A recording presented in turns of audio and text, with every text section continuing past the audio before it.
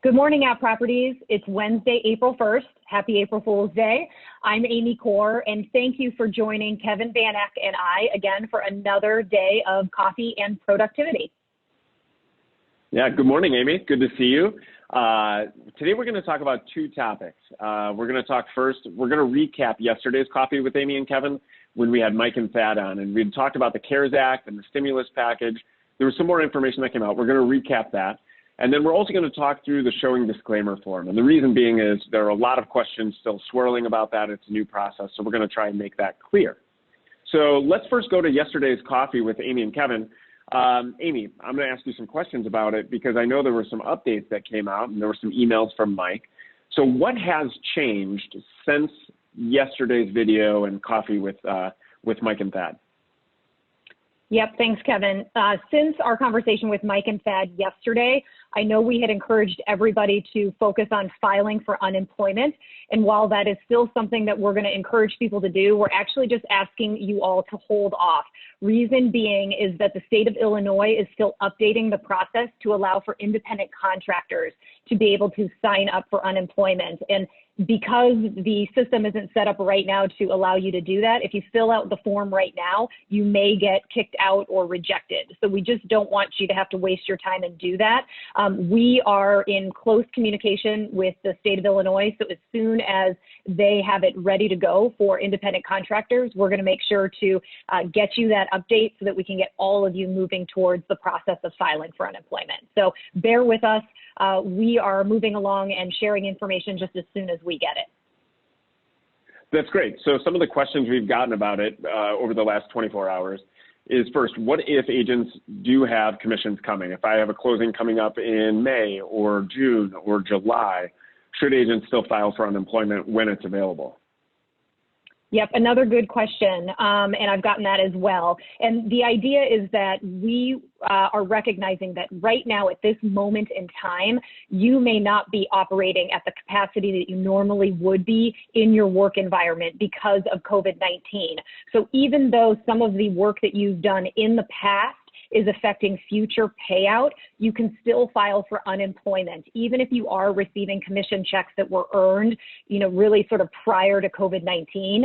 So, we want to make sure that as soon as you're able to do it, we really encourage you to apply because let's all recognize we might see some delayed effect in compensation down the road because what you're doing right now may not be at full throttle, just given the circumstances. So we encourage everybody to still apply, even if you are going to be receiving commission checks in the months coming forward for work that you've done prior. Got it. Thank you. So then the other thing that I know we're both hearing, and even if it's unsaid, even if it's unstated, I know that agents and brokers are feeling this way in terms of they've never filed for unemployment before. It might be a weird feeling to do so, or they might hesitate for whatever reason. What advice would you give to those brokers that feel weird about it? Yeah, I think this is a new norm for all of us. And, I think for, some agents, it's essential to file for unemployment. And, others right now might feel that financially they're doing okay.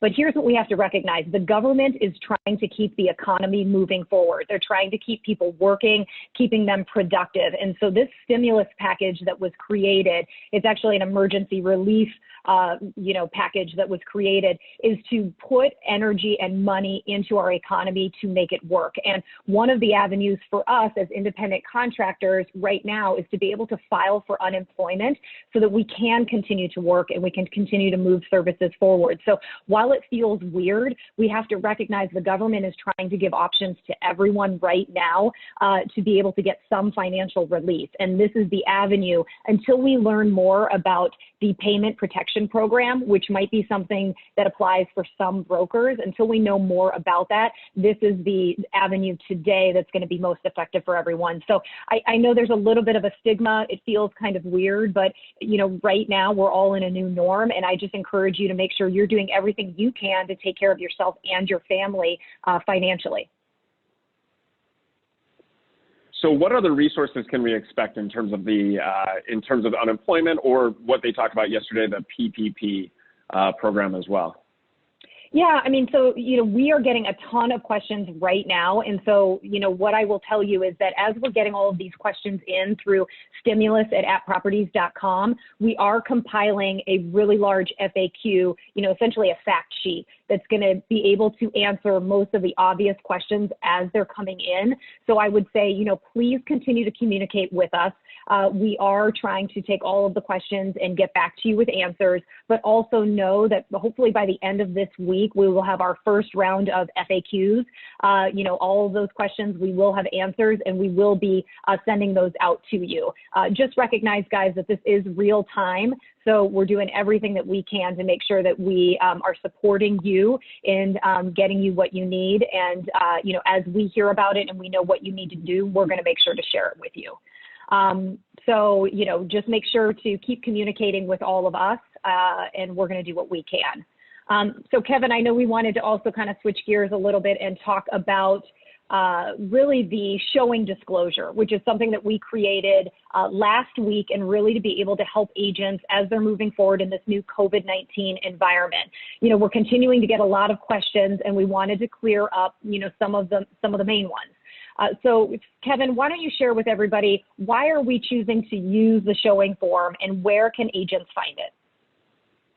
Yeah, great questions, Amy. We do continue to get questions about it. So first, where you can find the form, it's in platform. It's in the COVID-19 information that you can find in the top banner there at my@properties.com. And so when you go in there, the showing disclaimer form will be there for you to see. Why are we using it? We're using it really, if I were to use a cliche, it would be knowledge is power. And then there would be a shooting star behind me, the more you know. Because what we want to do is make sure that not only are we protecting ourselves, those around us, and our clients, and others, everybody, really. We want to make sure we're doing everything we can. It's important to know what we're walking into. And of course, we have the showing rules that dictate how we can do showing safely and all the precautions we need to take. But we do want to know whether or not we are exposing ourselves unnecessarily or exposing others unnecessarily. Really important right now. So Kevin, tell me, who needs to sign the showing form? I know there's been some confusion in, exactly who has to make sure to sign off on this prior to a showing occurring. Yeah, ideally this form is filled out by everyone that's attending, whether it's a showing, an appraisal, an inspection, so any real estate event where people are getting together. The ideal is that we get a sheet from each one of those folks. Now, the question that has come up has been regarding sellers. So a seller may not be at a showing, but here's the rule. If a seller or a tenant lives in the property that is being shown or is having the inspection or is having the appraisal, that seller or tenant should fill out a Form 2. We're entering into their space where they live, and all we know about COVID-19 is that it can exist on surfaces for a long period of time. So we need to know what we're walking into when we do that, even if that seller or tenant isn't in the property. So what happens when someone signs and returns the form? What are the agents doing with these? Great question. So really, ideally, you're holding on to it. And we're holding on to it for future record keeping in case something comes up, where we do need to show that we are doing everything we can to protect folks. In the unfortunate circumstance where someone does test positive, we want to know that we've done everything we can in terms of the information we're talking about in protecting people. So ideally, agents, there's 3 or 4 different places where we can keep it. We can keep it in our email. We can download it to our computer and just store it in a file. We can upload it into our DMS inbox. And once we have a deal folder, we can upload it into those documents there. But you don't need to send it to the MLS coordinator for your office. You don't need to send it to your office manager. You don't need to print it out. Just save it so that in the future, if we need to reference it, we have it.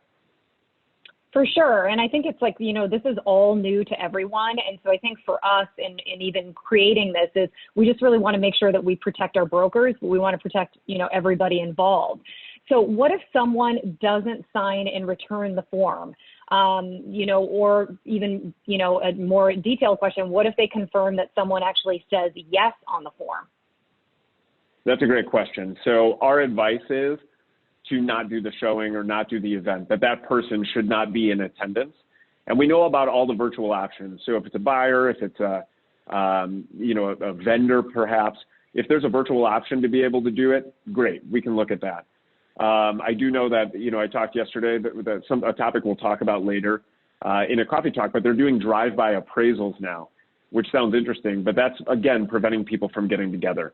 So if you don't get a sheet back, at least you know that someone hasn't returned the sheet. Whether they've confirmed yes or no, whether they've been exposed, whether they have, in fact, tested positive, at least we have more information so we can make an educated decision. And our advice is either that person doesn't attend, or in the case of a seller or a tenant, we do not enter that property. So here's a different situation. What if the situation is that someone had COVID-19 but has now recovered? Where do they fall in regards to signing the form? That's also a great question, because now this has been rolling for a period of time where we do have people that have recovered or people that have been in 14-day self-quarantine. So the form actually answers this question. The form says that someone only needs to certify that in the last 14 days they've tested positive, they're awaiting a test, they've been exposed to somebody who is or somebody who has been confirmed positive. So if someone, let's say, 30 days ago tested positive and they're past that 14-day quarantine period, they can sign and return the form. And one more thing I want to add about the form. What are people saying when they sign this form?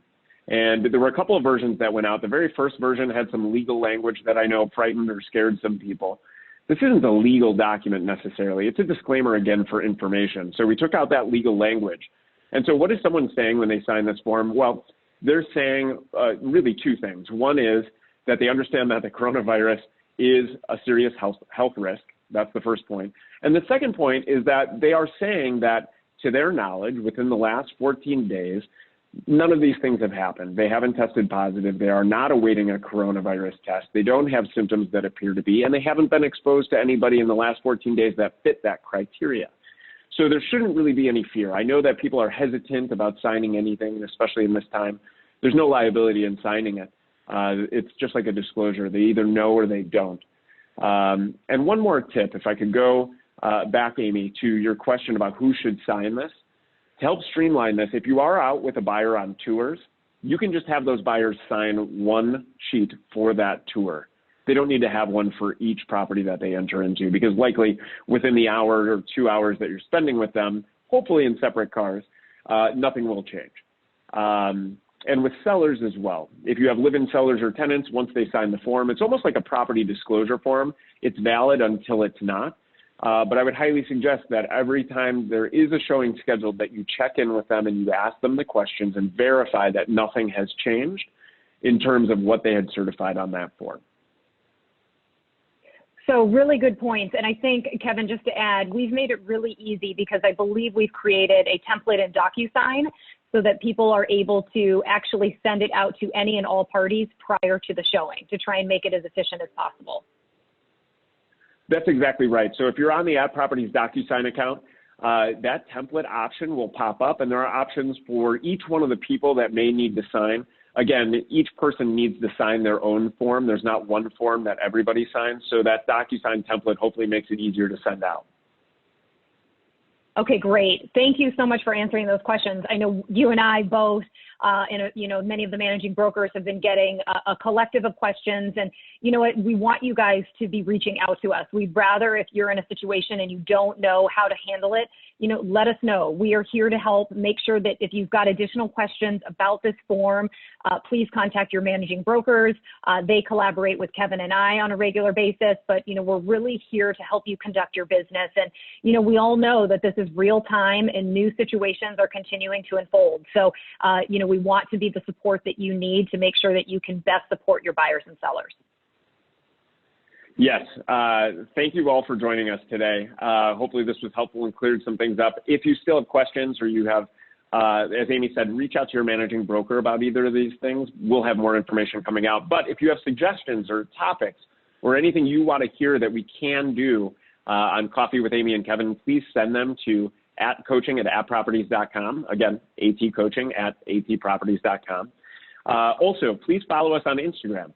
The content's a little light. Amy's looking good with her dog on there, but we're going to be adding content. And also, we want to see what you're doing in your communities. To touch back to what we talked about last Friday, if you can share what you're doing during this period of time, not only to support your communities, but support your family and keep from going stir crazy during the shelter in place, that would be great to see.